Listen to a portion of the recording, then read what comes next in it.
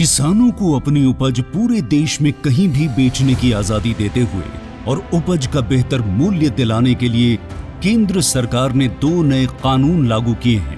पहला, कृषक उपज व्यापार और वाणिज्य संवर्धन और सरलीकरण अधिनियम 2020 और दूसरा, कृषक सशक्तिकरण और संरक्षण कीमत आश्वासन और कृषि सेवा करार अधिनियम 2020। एक देश एक मंडी के जिस मिशन को लेकर के बीते 7 साल से काम चल रहा था, वो अब पूरा हो रहा है। पहले अधिनियम यानी कृषक उपज व्यापार और वाणिज्य संवर्धन और सरलीकरण अधिनियम 2020 के तहत अनाज, दलहन, तिलहन, फल, सब्जी, नट, मसाले आदि के उपज का व्यापार करना आसान हो गया है।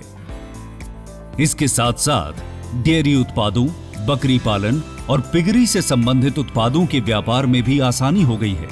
साथ ही जानवरों के चारे, कच्चा कपास, कपास के बीज और कच्चे जूट आदि के व्यापार में भी बाधाओं को हटा लिया गया है।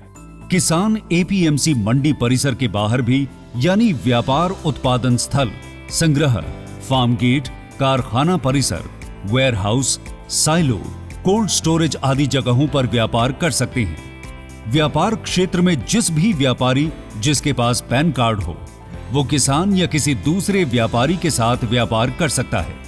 उत्पादक संगठन, एफपीओ या कृषि सहकारी समितियों के पास व्यापार क्षेत्र में व्यापार के लिए पैन कार्ड की भी जरूरत नहीं है।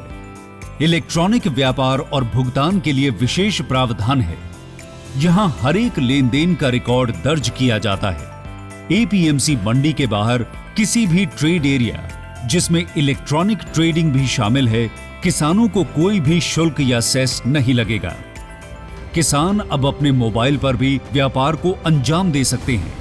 इस अधिनियम का न्यूनतम समर्थन मूल्य से कोई लेना देना नहीं है। किसानों को एमएसपी मिलता रहा है और इसके माध्यम से खरीद जारी रहेगी। मंडी व्यवस्था पहले की तरह जारी रहेगी।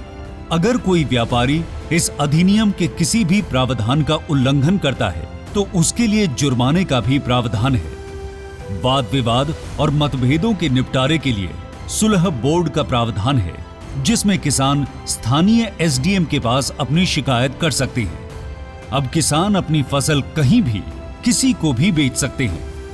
अब किसान किसी पर निर्भर रहने के बदले बड़ी खाद्य उत्पादन कंपनियों के साथ पार्टनर की तरह जुड़कर ज्यादा मुनाफा पाएगा।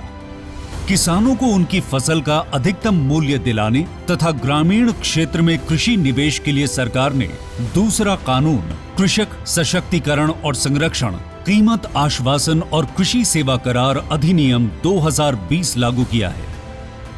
इस अधिनियम के तहत किसान किसी व्यापारी, एफपीओ, खरीद संस्थाओं, कृषि कारोबार फर्मों, प्रोसेसरों, थोक विक्रेताओं, निर्यातकों, खाद्य प्रसंस्करण एजेंसी, खाद्य उद्योग के साथ फसल कटाई से पहले ही आपस में समझौता कर सकते हैं।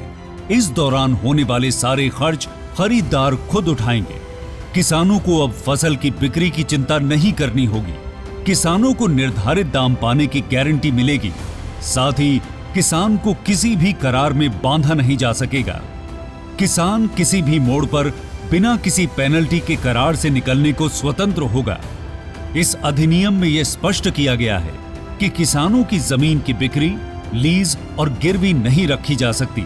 करार फसलों का होगा, न कि जमीन का। कई राज्यों में इस तरह के करार किसान पहले से व्यापारियों और कॉरपोरेट के साथ करके आलू, केला, आम, कपास, चाय, कॉफी आदि का भरपूर उत्पादन कर रहे हैं। इसलिए अब छोटे किसानों को भी बड़ा फायदा होगा। उन्हें बेहतर मुनाफे के साथ साथ आधुनिक टेक्नोलॉजी और उपकरण का भी लाभ मिल सकेगा। ग्रामीण क्षेत्र में कृषि निवेश बढ़ने से किसानों की आय में वृद्धि होगी और ग्रामीण रोजगारों का भी सृजन होगा।